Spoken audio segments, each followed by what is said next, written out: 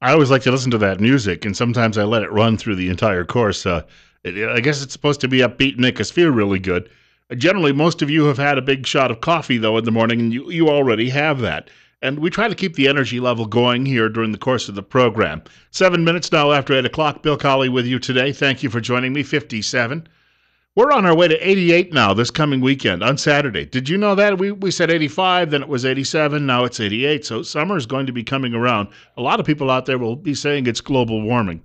You know, you have people who are blaming that big storm that came up, well, near the coast and flooded parts of South Carolina and North Carolina, terrible flooding going on there, who say this is the new normal because of global warming and the warmer seas, except it didn't actually make landfall. Those places have seen a lot of rain before. We've really only had one major hurricane strike this country in the last decade.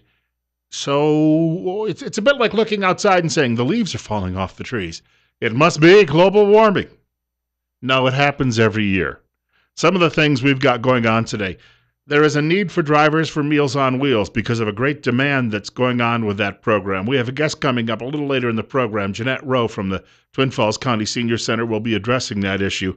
Also, I have a list of gun myths. These are the things that liberals try to tell you about firearms that simply aren't true. We'll get to that a little bit later in the program as well. But first, I wanted to mention, if you were listening to the Fox newscast at 8 o'clock, you heard that there is currently, I don't know if it's a vote or if it's just the debate going into the vote, but they're trying to select a new Speaker of the House of Representatives who would take over at the end of this month for the retiring John Boehner. And a great many Republicans aren't sure about this guy, Kevin McCarthy, who seems to be, as Fox called him just a few minutes ago, the front runner. This is a comment from a member of something called the House Freedom Caucus. You may recognize this guy's voice, but he's talking about this situation with a reporter from the Heritage Foundation. I'm going to look for somebody who's got a vision, somebody who has a plan. So we're right now stuck with a debt ceiling vote in 4 weeks. Do we have somebody who's actually going to talk about how we're going to get out of this, what we're going to do in the next 4 weeks? Is there a plan to actually work with the president and the Senate to bring about real changes that we all want to government? That is, of course, the only conservative constitutionalist serving in the House of Representatives from the state of Idaho, Raul Labrador, who, as it turns out, is one of the leaders in this Freedom Caucus. In fact, there was a story that was from Rolling Stone magazine published yesterday that goes into great detail about his role in this coup that has ousted John Boehner. Now, the writer of the story, a friend of mine, was looking it over this morning and said the writer is a former editor from Mother Jones. Mother Jones is a magazine that could best be described as Marxist-Leninist. That's where that David Corn fellow works. He used to be a talking head on Fox until they got sick of him. Now he feels more at home over at MSDNC. Rolling Stone had a photograph of Labrador in its story yesterday. He's walking outside the Capitol building, and you can tell. Now, there must be hundreds, if not thousands, of photographs that exist of this fellow, but you could tell that Rolling Stone was trying to find a photograph that would make the congressman look the most sinister. So what they've done is there's a photograph that accompanies this. I shared it with a few friends on Facebook. There's a photograph that accompanies this, and it's just the shot of the entire picture is mainly building. And then you just see Labrador coming in from the right side, looking off toward the photographer or someone in the distance, and you get the idea that he's somebody who's sneaking around the edges. That's what they're trying to portray with this. And people in media say, oh, we would never do anything like that. No, not consciously maybe, but deep down in, you fellow travelers know exactly what you're doing. It has to be explained to you, but once it's explained, then it's obvious. 10 minutes now after 8 o'clock. Bill Colley with you on Top Story on News Radio 1310 KLIX, newsradio1310.com. If you'd like to reach the program today, you can give us a call at 736-0300, 736-0300. The story at Rolling Stone magazine focuses on just a handful of people in the House of Representatives. Jim Jordan, who's a Republican from Ohio. Jim Jordan is the leader of the Liberty Caucus. He arrived in Washington in January of 2009. Labrador arrived there in January of 2011.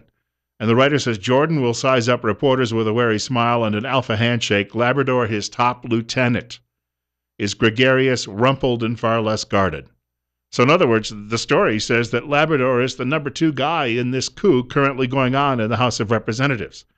The purpose, the writer says, of the Freedom Caucus, according to Labrador, is to hold party leadership's feet to the fire on the activist base, all Republicans, establishment, and insurgent alike.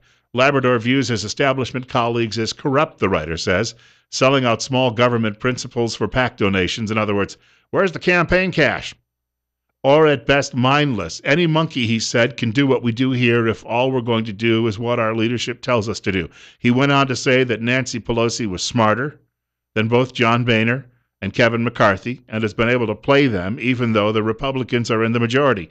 He went on to say that Harry Reid is smarter than Mitch McConnell over in the U.S. Senate, even though McConnell supposedly presides over a Republican majority in that House of Congress.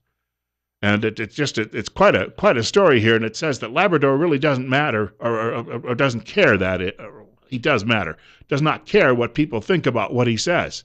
And it says that the comparison they're looking for is that he is a lot like Ted Cruz, because Ted Cruz over in the U.S. Senate pretty much just tells it like it is. And the writer, even though I don't think he likes Raul Labrador at all, is trying to give the impression that the congressman from northern Idaho, that he is somehow one of those people who is not going to be cowed. He is not going to be silenced in this situation. I do know there were some people who were unhappy with him. Earlier in the year, there was an attempt to move Boehner out of his position as Speaker, and Labrador at the time did not jump on board with that. But there is an old adage when it comes to fighting battles, this is a hill that I choose not to die on. In other words, did they have all of their ducks in the row at the time? No. But then down the road they did, and someone made the decision, and they decided now was the time to go ahead with this. There's a little bit more going on in Washington, I think, than always meets the eye, and I think what's going on in the background right now is really the hub. And it may not succeed, but this is really these are the seeds. Well, we're beyond that, I guess. We might be seeing actually the flowering of revolution going on here. And it may not be obvious, but this is why media, there's been so much gnashing of teeth in media. At least the established media in this country doesn't like what's going on. They want more same old, same old. You've got a country that is tens of trillions of dollars in debt. There is an op-ed piece today in the Washington Post from Lawrence Summers. Do you know the name? Lawrence Summers worked in the Clinton administration, and he one of the top money guys in America at the time. Then he went to Harvard University, and he was ousted as president of Harvard University because in some remarks he was giving at a particular campus event, he suggested that men were actually better when it came to math scores than women were, which was entirely accurate, but the politically correct forced him, they hounded him from his job. But he is writing today about what's going on around the world and that no one is immune from it economically, and that we do not have the ability, because of the massive debts we already have, we do not have the ability to fight it off this time. There will be no stimulus package. Besides, the first one didn't work. Oh, well, there were a couple of them. They did not work. They were failures. There will be no money for bailouts of companies. I mentioned it yesterday. There are warnings, in fact, it came from the Wall Street Journal yesterday, which is the Bible of American business, that a lot of corporate bankruptcies are on the way. And somebody just sent me a note about that this morning with some more details on that.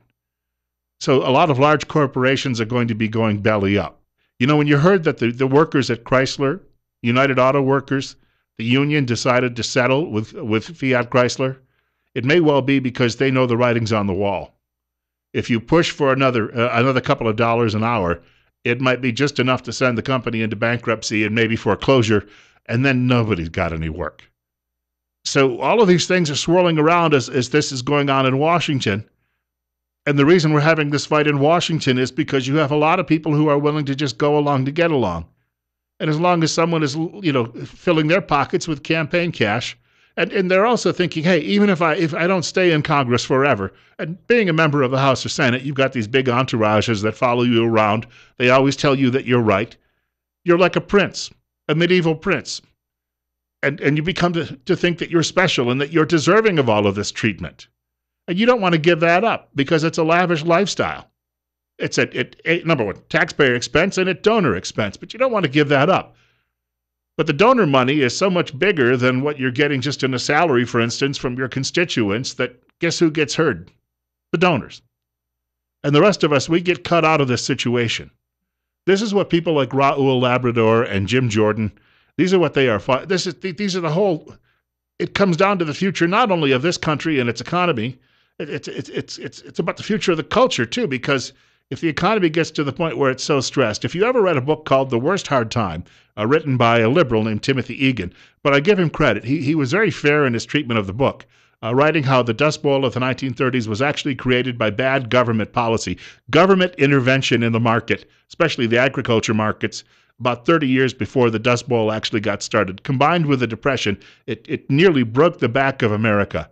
And especially in that area where the Dust Bowl happened, it broke the culture of that area. And it's never really recovered. Never fully recovered. The land hasn't recovered. The people there never recovered. It was just an absolute mess.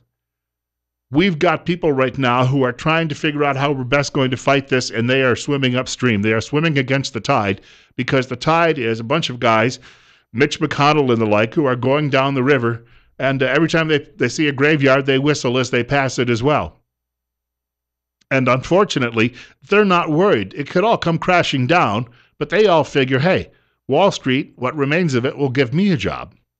In fact, I'll go make more money if I get booted out of office working as a lobbyist. So they're taken care of. The rest of us, there's a word for it.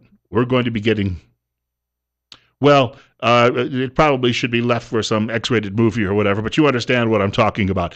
This is the edge of the cliff we're at right now, and we've got to figure out how to stop going over the edge. Maybe it's not possible. But you've got to give credit to a handful of warriors in Washington right now, and yes, they may be tiny. This entire Freedom Caucus may have 40 members. Now you've got huge numbers of Republicans who've come into Washington over the last several years, mainly this group, who helped win back the majority. But their numbers are tiny. But just keep in mind, in the American Revolution, the number of people who actually picked up a musket and went and fought for this country is terribly small. It is said a third of the population supported it, a third was opposed, and a third was indifferent. A third thought, hey, I'm going to go home and watch the Kardashians. Of course, they didn't have TV in those days, so that wasn't possible. But a lot of people just didn't simply care because, well, they didn't really know what was going on around them. And among that third that supported it, not everyone could fight.